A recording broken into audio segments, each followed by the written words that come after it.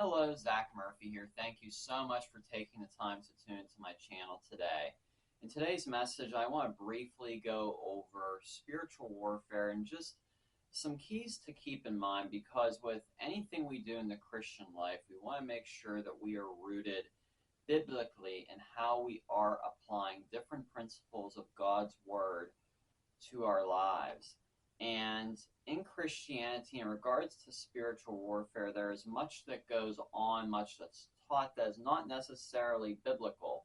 Now, I grant it is often done, with good intentions, but we need to realize our identity in Jesus Christ, especially when it comes to spiritual warfare. Because in Jesus Christ, the enemy, the devil, he is a defeated foe. He is a defeated foe, yet we do also recognize that he is the prince or ruler of the air. He has certain things he can do on this earth, but we realize that as believers, we are seated in Christ, and in Christ, the devil is a defeated foe, and we need to recognize that. So I'm going to read to you what the Apostle Paul wrote here in 2 Corinthians chapter 10, verses 3 through 5. He writes, "For though we walk in the flesh, we do not walk according to the flesh.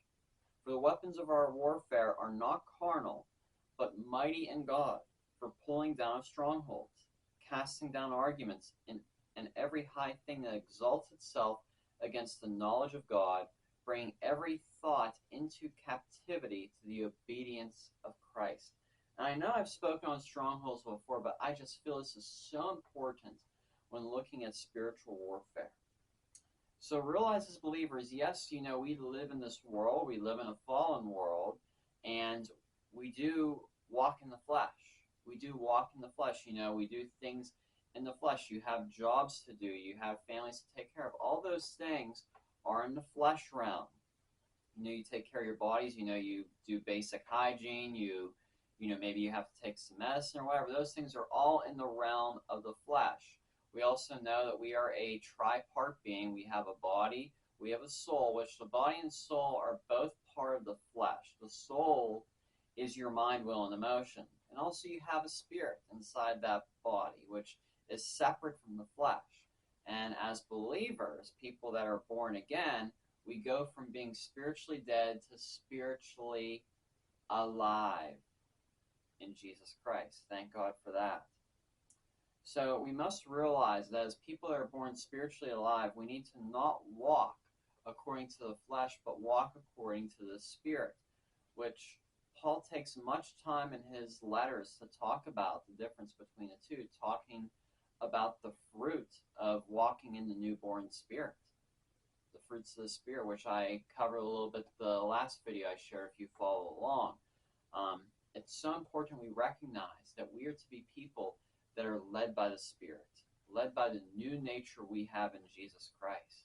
We don't want to walk according to the flesh or be led according to the flesh, because the things of the flesh, if we let the flesh lead us, we're going to walk in the old nature. We're going to walk in the ways of the first man, Adam, that fell in the garden. We want to walk in the new nature, in the newness that we have in Christ, which is in our spirit man. We want to be led by the Spirit, because Jesus Christ, the last man, Adam, he did everything that needed to be done to undo the works of Adam from the fall in Genesis. So we have to be aware of that.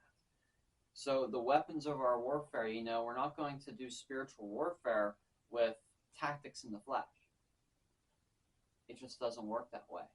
We have to be people that do spiritual warfare in the Spirit and are led by the Spirit of God. It's so important, because you cannot, fight a spiritual battle with tactics of the flesh. You're not going to get anywhere. You might feel a little bit of maybe, release, but it's only temporary. We have to do true spiritual warfare. What is true spiritual warfare? Well, it's the pulling down of strongholds. And what are strongholds? Those are simply ideas, especially in the mind, that are contrary to God's word. They're contrary to God's ways. It says we have to bring every thought into captivity of Jesus Christ, into the obedience of Christ. It doesn't say just the thoughts that are convenient to bring into captivity of Christ, but every thought in the mind of the Christian must be brought into the obedience of Christ. And just think of everything that goes on in our mind. We definitely would not want our minds being, broadcasted to the public. No one would. But, God knows the intents of the heart. He knows what's on our mind. And our mind, we need to treat our mind as a very important place. We need to treat it as a very important place, because what we allow to take place in our mind can really have an effect on our life. And I'm not trying to talk about self-improvement or new thought, if you will, but it's a biblical principle that our thoughts need to be in alignment with the obedience of Christ, which is thoughts that are led by God's Word. Thoughts that are led by God's Word. And that is why you have to have a renewed mind. You have to have the Word of God saturating your mind. Your mind needs to be so saturated in the Word of God. And it's not just about how much you read your Bible, how fast you can get through the Bible in a year, how many times you can get the Bible through in a year. That means nothing if it's not transforming you, if it's not renewing your mind. I'd rather it mentor someone and say, if it takes you 5 years to get through the Bible from Genesis to Revelation, I'd rather you have that than trying to, read as much as you can. Focus on getting the Word of God to you in a way that produces good quality fruit in your life. And yes, you need to be on a Bible reading plan, because I believe having something that disciplines you consistently in the Word of God is so important. It'll help keep you on track, and it'll help keep you in the Word of God, so that way when the trials come your way, you are already on the foundation you need to be on with the Word of God. So we have to pull down these strongholds. And often, when temptations come, and temptations have a lot to do with spiritual warfare, because, when temptations come, it's often a thought that takes place in the mind. Whether it's something you see or an idea just comes to your mind, or whatever the case it is. It's part of strongholds. So, when temptations come in your mind, and you want to act down the flesh, you want to act out in the sin nature that's already put to death in Christ Jesus. That's already, that nature is gone in you, but there's a temptation that comes your way that you want to act out on. Get to the Word of God and get God's counsel into your mind, or fix your mind on God's Word, not the temptation that has come your way. And, we need in the churches today, to be encouraging people to when they encounter trials, when they encounter temptations especially, to deal so with the Word of God. Because when Jesus was tempted in the wilderness after 40 days of fasting, just imagine 40 days of fasting. Many people, sometimes it's a struggle to just fast for some blood work, but Jesus, when he was tempted, every single temptation, he said, for it is written. And that's why it's so important to be grounded in the Word of God. So when those strongholds are coming your way, whether it's dealing with a temptation, dealing with, some sort of sin that you need to let go of and identify and reckon as already washed by the blood, already part of your past, you need to get into the Word of God and let the Word of God do its work, and you partnered with the Holy Spirit. Partner with the Holy Spirit. So, the spiritual warfare has a lot to do with a battle for truth, a battle for God's truth. Because if we can get God's truth recognized and placed as top priority in our mind and the minds of others, then spiritual principalities will have no place of entry. Will have no place of entry. And some people, when they talk about spiritual warfare, they talk about having to identify what type of spirits you're dealing with, or what type of demon you're dealing with. And yes, the Holy Spirit can, reveal, well, maybe someone's being oppressed or whatever by a spirit of fear or by a spirit of anxiety. And yes, there is the discerning of spirits, but that is not necessary for spiritual warfare. We don't want to get so hyper-focused on identifying nooks and crannies of spiritual warfare. We want to stick with what God's Word says. We want to stick with what God's Word says and really go about spiritual warfare in regards to the pulling down of strongholds and casting every argument aside. And, as I said, there is a place for, deliverance ministry, if somebody's dealing with a spirit of fear or a spirit of anxiety or whatever it is. We can recognize those things, but realize that most spiritual warfare is going to be a battle for truth. A battle for truth. In Ephesians chapter 6, verse 12, the Apostle Paul writes, and this is just before he talks about putting on the whole armor of God. He says, "For we do not wrestle against flesh and blood, but against principalities, against powers, against rulers of the darkness of this age, against every spiritual host of wickedness in heavenly places."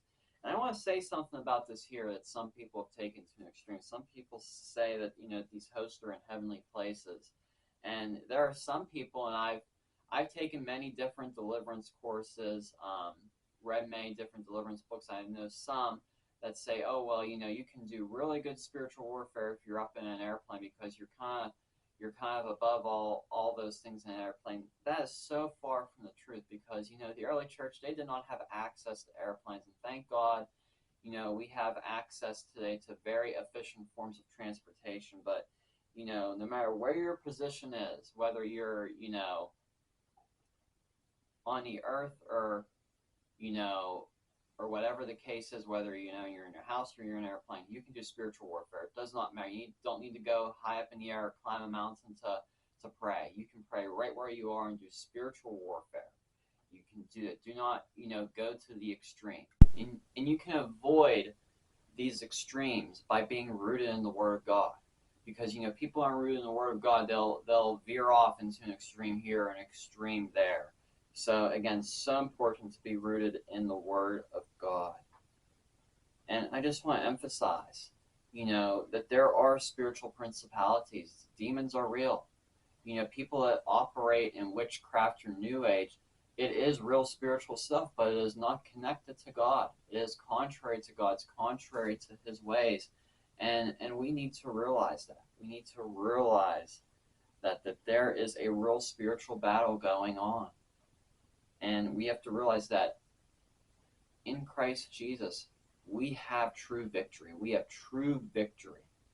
And again, we don't war against, these spiritual principalities by way of the flesh. We do it through prayer. We do it through, spiritual means.